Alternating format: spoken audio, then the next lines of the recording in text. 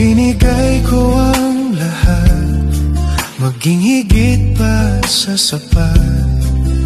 Dulot ang naging wakas, na sayang lamang ang lahat.